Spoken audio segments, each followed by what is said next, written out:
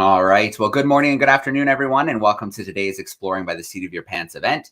My name is Joe Grabowski, and I'll be your host for today. We have a jam-packed December on the go before the holidays, making all kinds of great connections around the world with scientists, adventurers, explorers, and conservationists.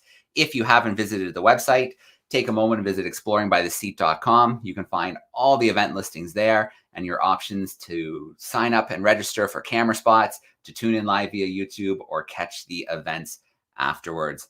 Now, this morning, I'm really excited. We're taking a little virtual field trip to the Seychelles this morning.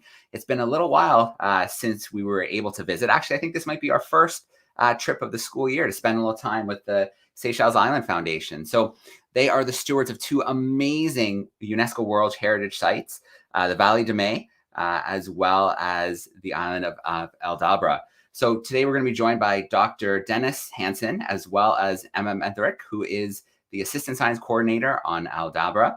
So this is one of the last places on Earth that still has huge herds of giant tortoises. So in just a moment, we're going to get to explore and learn a little bit about the giant tortoises, learn a little bit how climate change is impacting them. And it's really exciting because we've tried events in the past and struggled with connectivity, but there's new satellite technology on the go, and I think we're going to have a really fun event today. So I'm going to bring in our crew, Dennis and Emma, right now. Here we go.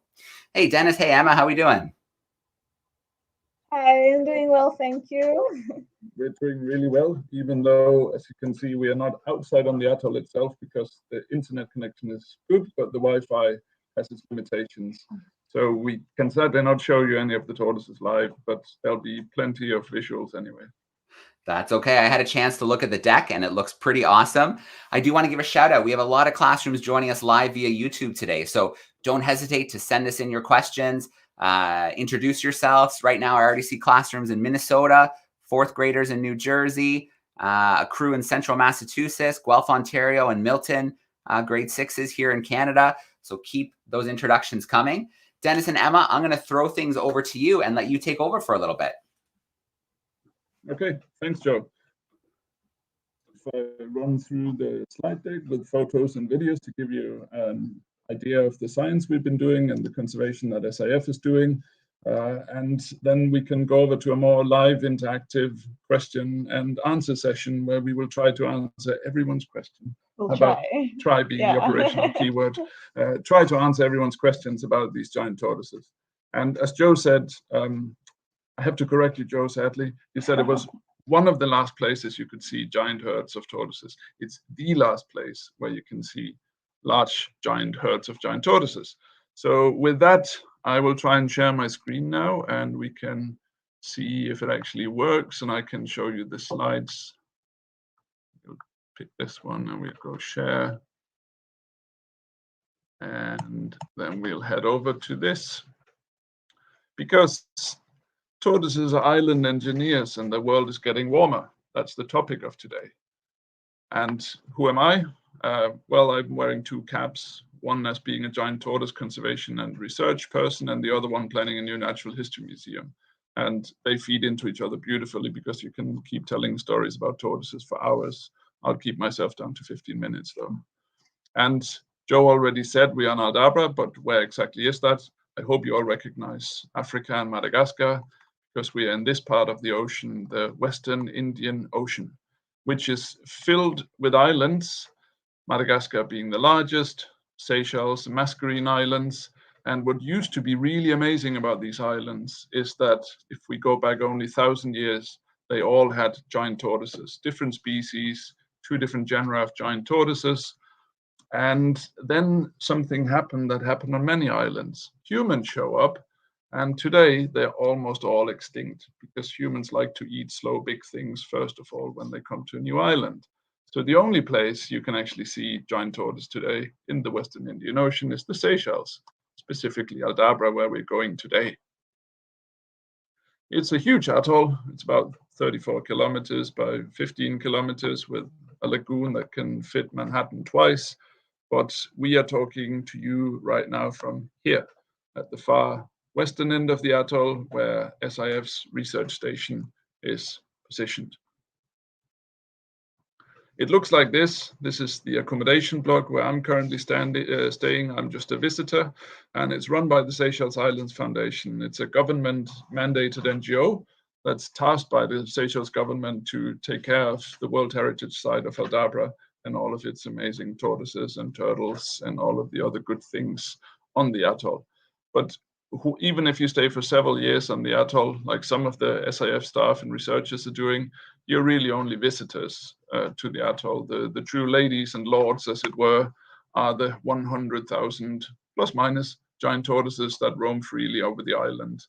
And this is, as I said, really the last place on the planet.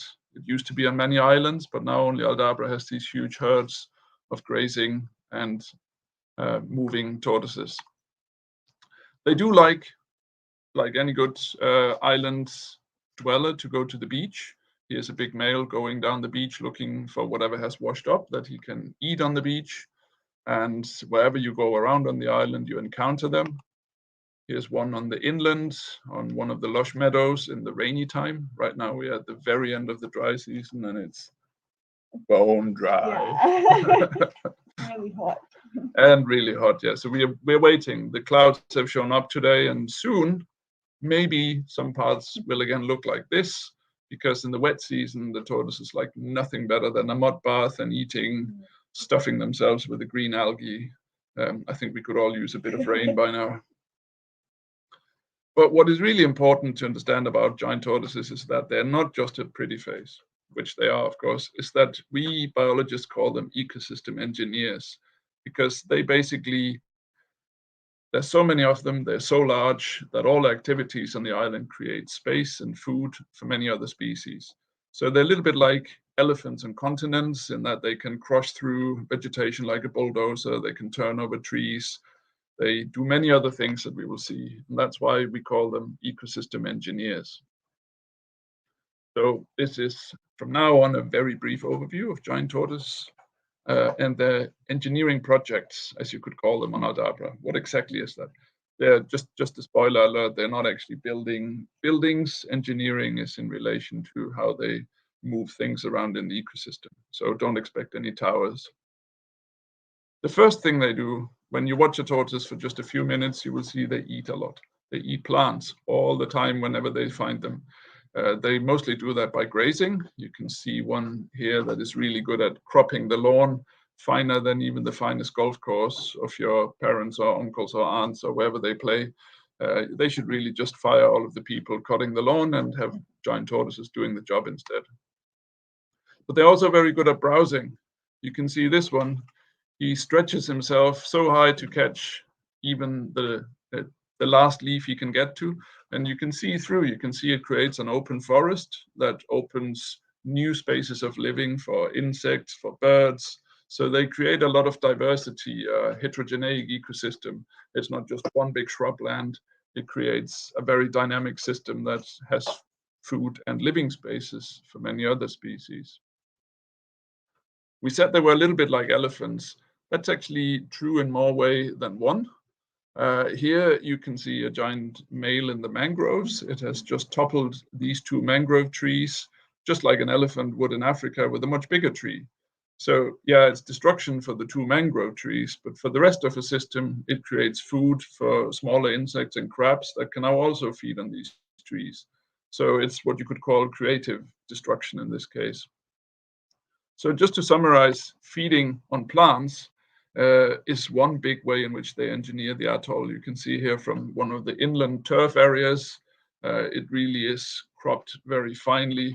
they create and maintain this tortoise turf, which is a high diversity plant community with lots of tiny grasses, tiny sedges, tiny flowers. Everything is tiny because the tortoises keep them low. But they also trim the trees, as it were, creating more light from below. You will find a completely different insect community under these trees than the closed ones that go all the way down, like the one to the right of the other tree here, which the tortoises apparently don't like because there's not a single leaf missing there. But now they move around a lot and they eat a lot.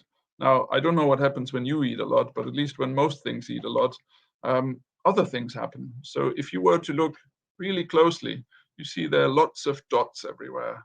And if we zoom in, we see these dots are actually tortoise poo. Because they eat a lot, that means they poo a lot. Sometimes the poo, like the one on the left side, is just grass. It's basically grass. It's no longer green, it's a bit brownish, and somehow they have extracted something to eat from it. The one on the right, you also see that type that looks a little bit different. There's something in there. And all of these little bits that look like peanuts are actually seeds from a plant that they like to eat the fruits of. And that brings us on to the second part in which tortoises engineer Aldabra's ecosystem. They do that by eating fruits and dispersing the seeds of the plants. We studied that for a few years with a former student of mine, Wilfredo Falcon, and exactly the first step of dispersal is really easy. The tortoises eat the fruits, and then while it digests, the seeds slowly move through the tortoise, and eventually it comes out the other side where it can grow into a new seedling. So the tortoises continuously re-sow the forests of Aldabra and basically keep it dynamic. So if a plant is missing in a spot because it has died, sooner or later a pile of tortoise poo will land there and it can grow again. What is really nice is that tortoises are actually extremely elegant frugivores. They don't just eat any fruit. As you can see here, they're very good at picking the right ones, the one that smell the best. In this case, it's a fig. I'm sure that most of you have eaten figs, and you will have noticed they have lots of tiny seeds inside. Now, we are mammals, and we crush those with our teeth. But tortoises are much more gentle dispersers. They swallow the fruit whole. You can see on the poo on the right-hand side, which has some palm leaf in it from a coconut palm. All of the little tiny dots are fig seeds. So even the tiniest, most fragile seeds move right through a tortoise's gut and come out the other side ready to germinate. So they're very good at doing that job. They don't only eat small seeds, they also eat large seeds. Here's an example. I think this big guy weighs about 200 kilos and is just swallowing a fruit that's the size of a small apple. So they can swallow really big things whole. And Justin, I hope this will work now. To show you that, this is from another place where they had Aldabra tortoises outside of Aldabra, and I was feeding this giant male with a huge tennis ball sized lemon. And I was hoping that it would squirt out and the juice would go everywhere, but this tortoise was very persistent instead. I had to cut the video short by 25 seconds. You can see he's much slower now, but he actually manages to swallow that big lemon whole, and he looks quite happy about it. So even the largest fruits that we find, not only on Aldabra, but many of the other islands, also Madagascar, where they used to occur, could have been swallowed whole. So they eat a lot of fruit from small to big. But what about how do they choose the fruits? What is the favorite color? Now, to do this, we did a true high-tech experiment where we boiled rice and we had fruit color and colored the rice and made little rice balls, put them out on a board in front of an actively feeding tortoise and waited to see if it would choose one of the rice balls and eat. Now, spoiler alert, sometimes they picked one right away. Other times they were more like a kid at a birthday party and ate all of them and basically came out looking like this. Some of the other people at the research station thought that there was some mysterious tortoise disease going on. But they love yellow. Both male and female tortoises, we tested around 200. The very first color they picked more than half of the time was yellow, and white in the second place. Red, blue, and green were less widely chosen. So at least Aldabra's giant tortoises, we know that yellow is their favorite color. And people know that from their shoes as well. If you wear neon yellow shoes, the tortoises will come and try to go, what is that? So mental memo, if you ever go to Aldabra, don't wear yellow shoes. So once they eat something, it has to pass through the tortoise. How long does that take? What do you think? How long does it take for a seed to go through a giant tortoise? Well, to answer that question, we had another high-tech rice ball experiment. This time we put colored glass beads inside the rice balls, colored so that we could see which tortoise was defecating which seeds. And then we collected the poo and waited. Collected the poo and waited, and collected the poo and waited once every day. And it's astoundingly long. The first beads don't come out until about a week later. The last ones take more than a month to grow through a tortoise. An average of 15 days, or about 2 weeks, was the average length of a seed going through a tortoise. Now, even a slow tortoise can move quite far in that time. But where and how far do these tortoises move? We tracked that over several years with GPS tags, together with our research officer, Rich Baxter, who was here for a couple of years. You can see there's a nice big male walking through the immaculately maintained open forest with its GPS track on the back. It's a little bit like the one in your parents' car, except for this one doesn't tell the tortoise where to go, but it tells us where the tortoise has been. It takes one GPS point every hour. And here we find a very nice way of getting the data. Up on the highest point on Aldabra, it's a whole 19 meters above sea level. And if you're really lucky and the tortoises are nearby, the data will download automatically, and we can take a look at them. To give you an idea of how far tortoises move, this is 10 months of 3 tortoises' lives in 15 seconds. You can see the 1 kilometer bar up here, and they will be tagged at different dates, so they will appear one after the other. And initially they stay pretty much at the same place, but then all of a sudden they start moving. Here's one going in and out of the mangroves. The little female at the coast all of a sudden runs 4 kilometers inland, stays there, and then bam, hightails it back to the beach. What you can see is that tortoises are not random creatures. They don't simply move. They know exactly where they're going, but we don't know yet why they go. Why did this one on the coast spend 90% of the time on the coast and then runs inland, spends a little while and out again? Is it visiting a friend? Is it going there to lay eggs? Is it visiting a favorite tree to eat fruits? We don't know yet. So hopefully there'll be some better technology in the years ahead to actually see what they're doing while they walk around. But you can imagine what happens when 100,000 tortoises walk all over Aldabra like that. It basically covers the entire atoll, so everything is moved all the time. To summarize this, giant tortoises eat a lot, and they move a lot of stuff, seeds, nutrients, all around the atoll. And by doing so, they keep the ecosystem dynamic, so it can respond to changes, it can fill the gaps in the vegetation, it can move the vegetation around, it can move the nutrients around. So the tortoises are really critical for keeping Aldabra running. Now, running, they're not really good at running as it is, but what does it look like in a warming world? What do Aldabra's giant tortoises, how will they likely respond to a warming world? Well, first of all, tortoises are sun-powered. They need the sun to warm up a little bit. They are what we scientists call ectotherm. That means ecto is outside, thermal is warm, so they get the heat from outside. Not like us mammals, we are endotherms, we create our own heat. In old days, we called that cold-blooded and warm-blooded. So they are, in the morning, they do need a bit of sun to get moving. But if it's too much, they don't like it anymore. So as soon as it hits about 35 degrees and upwards, they pretty much stop moving and they spend all the time in the shade. Because if they're out in the sun for too long, in the full sun, it can actually, in as little as a few hours, it can be lethal. Maybe this is what happened to this poor fellow here in the front. You can see there's this nice tree in the back, filled with tortoises parking in the shade. Maybe that poor tortoise got there too late and simply overheated and died. Because they really want the shade. That means to them survival.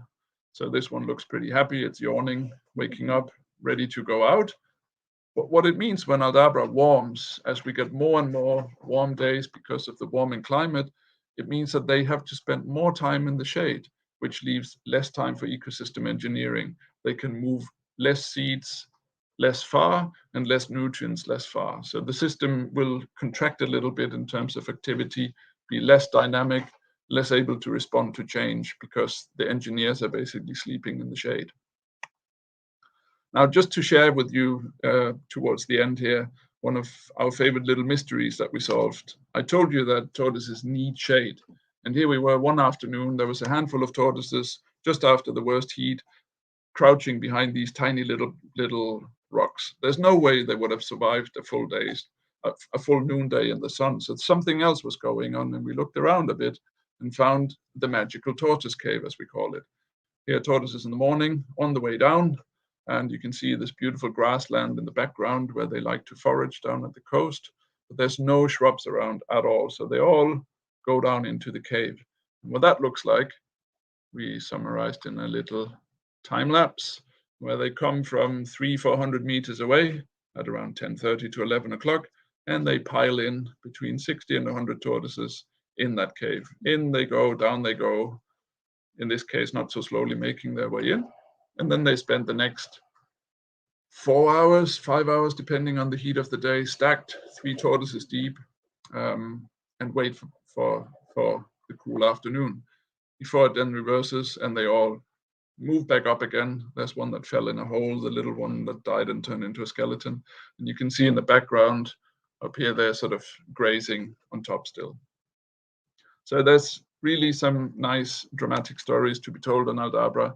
And the fun thing about this one is it's a really hardcore engineering project as well. Because if you look at the place where they go down, they have done it over so long time that the limestone that normally shreds your hands to blood is so as smooth as the marble on these old statues. It really, it's anyone's guess how long they've done it, but several hundred years at least to make it this smooth. Just to finish off, there are 2 other negative impacts of climate change. It's not all about temperature.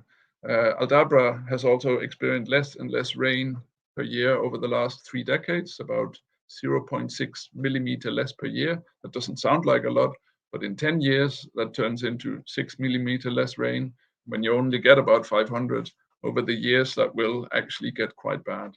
But tortoises, for the time being, they have a trick up their nose. They can, as you can see this one, they don't need to put their whole head in to drink. They can literally suck up the water through their nose. They have little valves that prevent it from going into the lungs. So even very short rainfalls that create very thin layer of water, they can still suck it up. So for the time being, they are okay with the drought.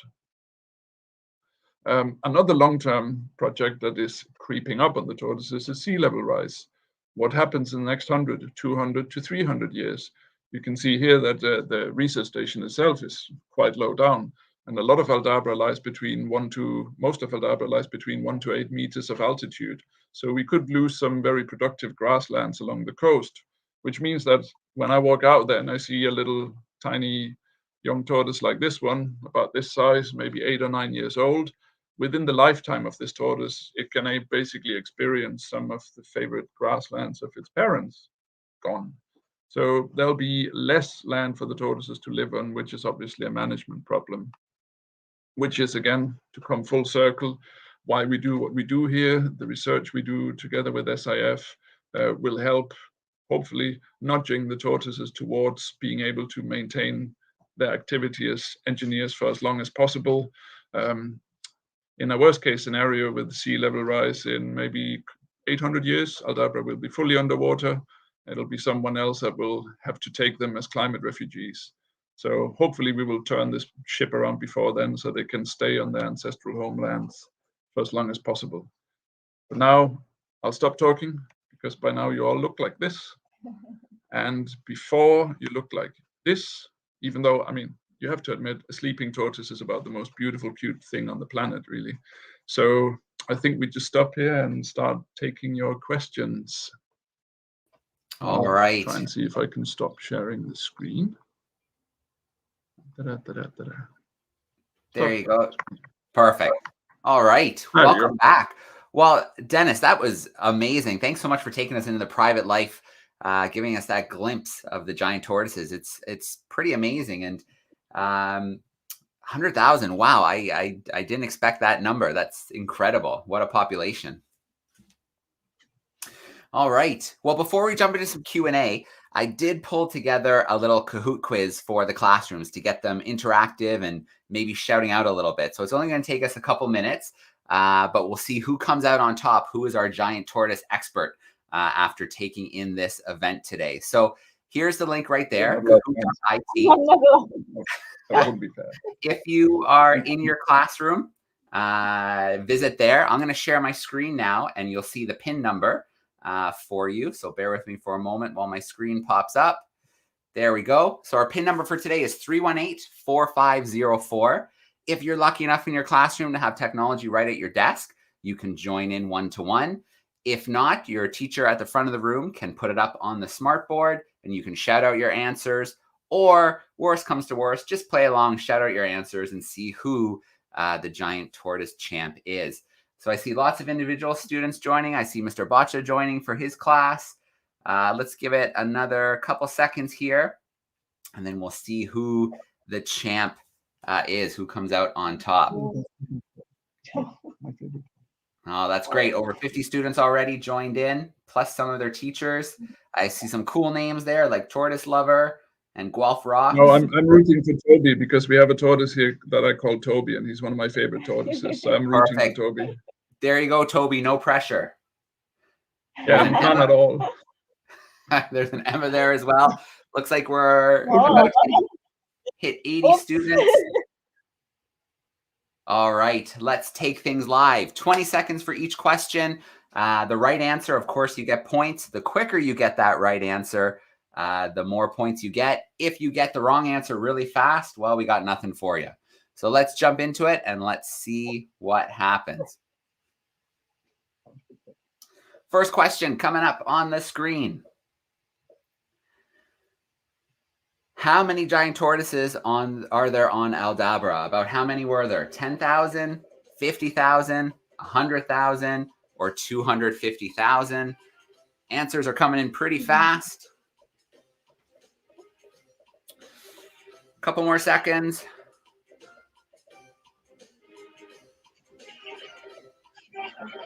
All right, couldn't trick most of those students. The majority picked about 100,000. Let's see who's holding down the leaderboard.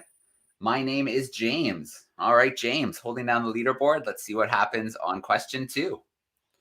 True or false, is the Western Indian Ocean, or in the Western Indian Ocean, giant tortoises are only found on Aldabra? Is that true or false?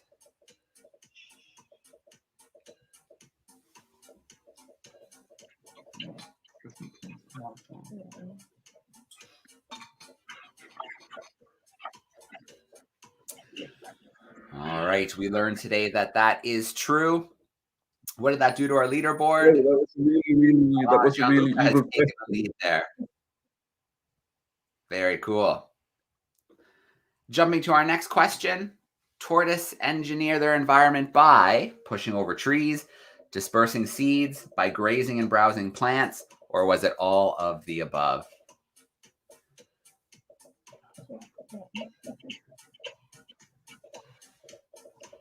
Couple more seconds on the clock. Over 100, well, almost 100 answers in already. All right. Most of our crew went with all of the above. That leaves us down to our final question. Kavanaugh has taken the lead. Let's see what happens.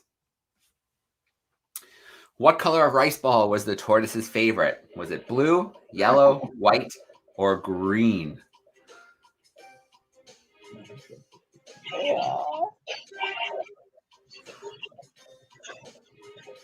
A couple more seconds on the clock. Don't let the picture fool you.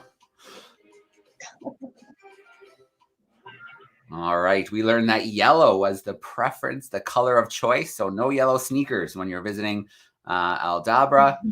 Let's take a look at our podium. Who are our top 3? Anthony scooping up the 3rd spot. Number 2, Gianluca. And number 1, was it Toby? Kavanaugh held on to that number 1 spot. All right. Good stuff, everyone. Thanks so much for playing our quiz action today. Let me kill that screen share.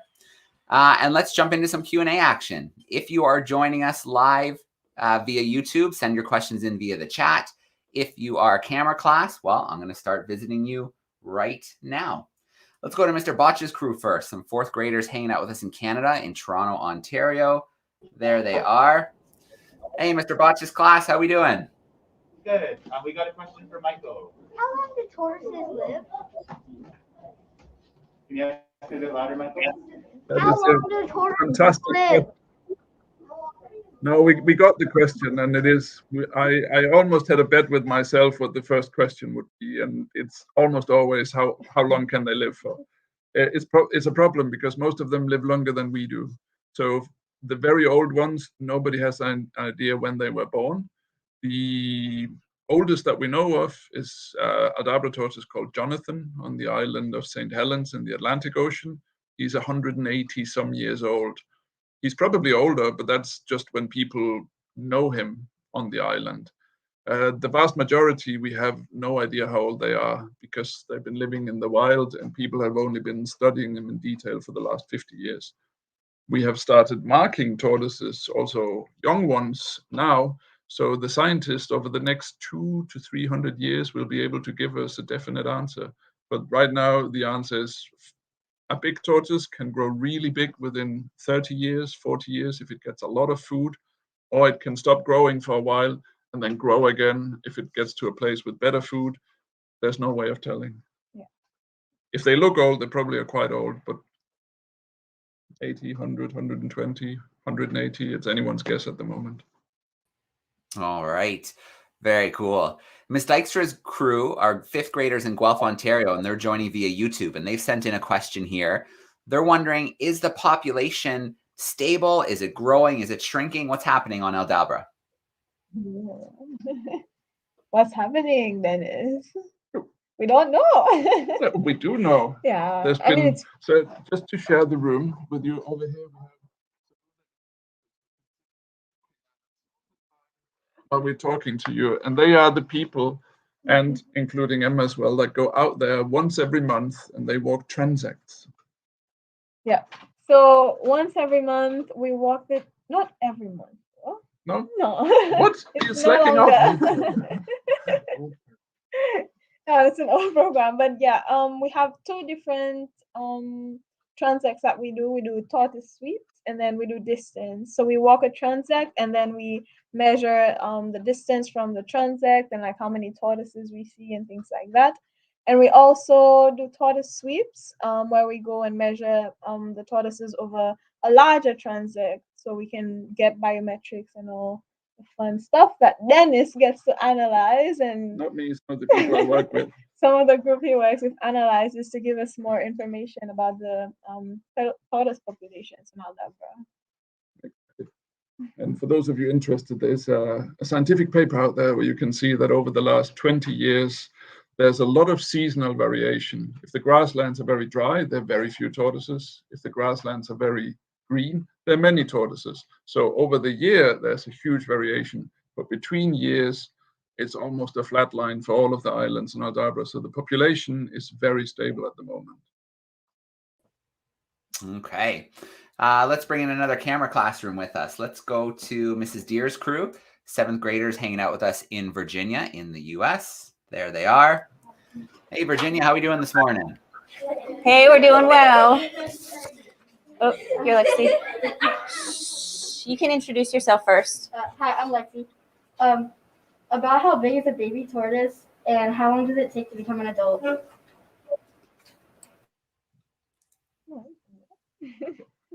Well, how big You is a just baby? answered. The egg is about the size of a very small tennis ball, a little bit smaller, in between a ping pong ball and a tennis ball, and very, very spherical.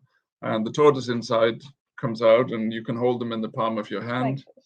about this big. Yeah. The shell is a little bit soft to begin with, but hardens quite rapidly. And it's pale, huh? Yeah, it's paler as well. It hasn't seen the sun yet. Yeah. It's like, oh. But as I just said with the food, if it has really good food, it can grow to maybe 1 meter long in 40 to 50 years. That's really about as fast as they can grow. It can take much longer, we don't know. We know from tortoises born in captivity that they start mating and getting young from about between 14 to 25 years old. So I guess you can say they're adult at more or less the same time as humans. They just get to live much longer. All right. And because wow. they live that long, one interesting little nerdy fact is that you live in an island ecosystem where your great grandmother and father are possibly still alive. So if you're out there looking for a mate of the opposite sex, you maybe have to compete with your own great grandparents, which is a little bit weird. Yeah. All right. Very cool. Just trying to picture a tortoise in the palm of your hand. That's pretty wild. Where should we go next? We got some high schoolers hanging out with Mr. Chitero. They are in Windsor, Ontario. Let's bring them in. There they are. How are we doing this morning? Good, how are you? Good, good. Who looks like you're ready, front and center? Yeah, do you think we're entering a new epoch? Okay. Well, I'm not the right person to ask that. You would need to ask the geologists studying those kinds. There are many ways of looking at geological epochs and what defines them. And the thing is that the best people to make that call are the ones that would live, let's say, 2 million years from now, that could dig down and see if there's actually layers where you can see the difference clearly. We have many ideas what would count as traces that would define that layer, but what actually happens down the line is still anyone's guess. My personal opinion is yes, there's a lot of plastics and concrete and metals that will definitely enter the geological record, a lot of isotopes that weren't present naturally. So my best guess right now is 80% yes in 10 million years from now. All right. Great question. Where do we need to go now? Miss Searson's crew, they're in Douglas. Let me bring them in now. There they go. Hey, 3rd and 4th graders, how are we doing today? You already have a Christmas tree.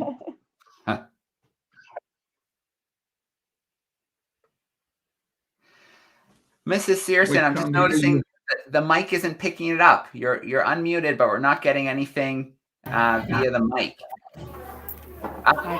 There we go. What do tortoises like to do?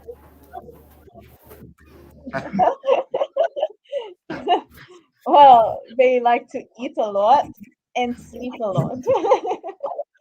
That's pretty much summarized. And like Dennis said, they like to poo a lot as well.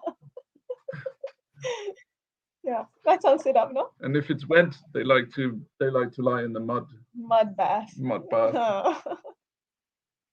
And they like to eat fruit if there's fruit around. All right. It sounds in some ways like a life of leisure. Pretty relaxing to be a giant tortoise. All right. Yeah. I guess it depends on what's happening too around them. Let's see. Here's an interesting question. Miss Leicester's group is joining us, and they're wondering if you can tell us a little bit about the difference between a turtle versus a tortoise. Yeah, we get that a lot, especially across the Atlantic. Let me draw. Artist. Tortoise. We're getting some exclusive artwork here. One way of saying it is that tortoises are turtles. So all tortoises are turtles, but not all turtles are tortoises. Because inside this circle, you also have things like marine turtles, you have aquatic turtles.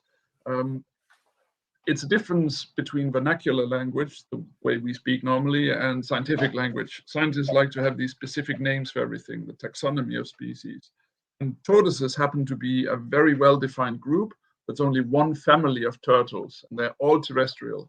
There are no, well, they can't swim, that's how they got to the island in the first place, but there are no aquatic or marine tortoises. They are all 100% terrestrial, they live on land. So in that sense, you can say that a tortoise is a very specialized turtle. All right. Let's visit a couple more camera classrooms, see if they have a follow-up for us. We'll go back to Virginia, see if they have another question.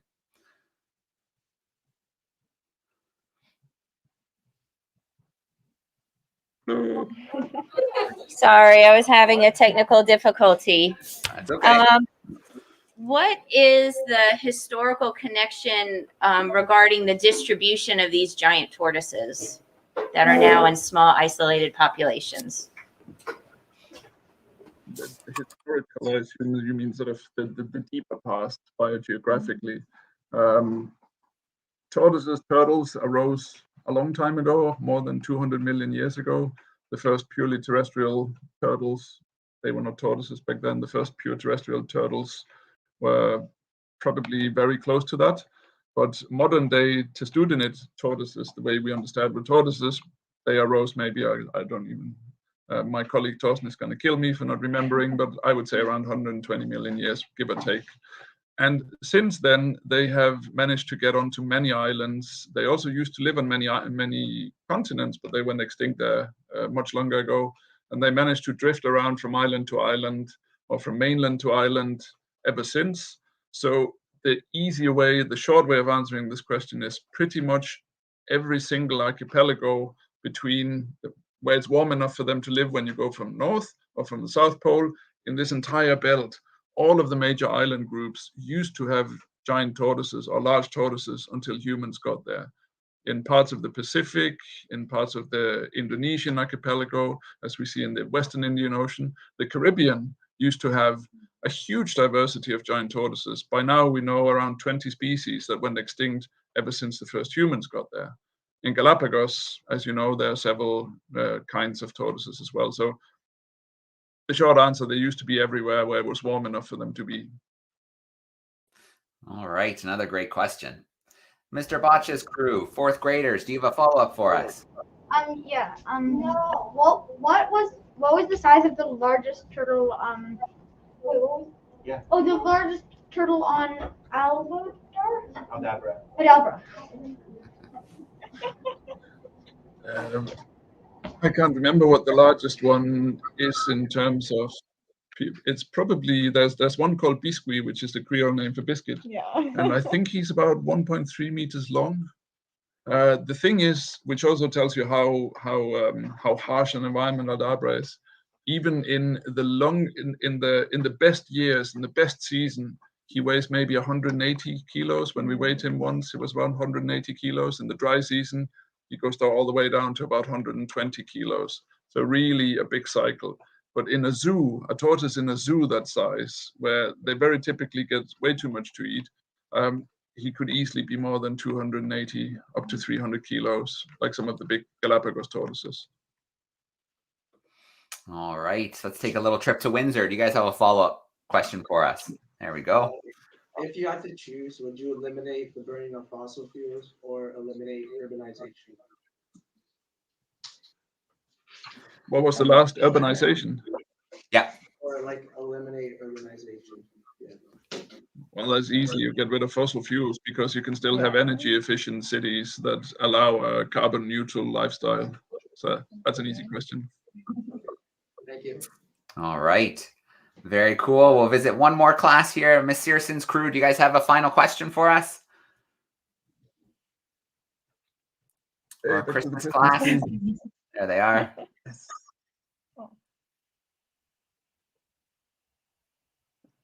Same problem. We can't hear you. Yeah, it didn't come through this time, Miss Searson. Whatever you did last time worked. Try it this time again. His question is, how long can a tortoise go without eating or drinking?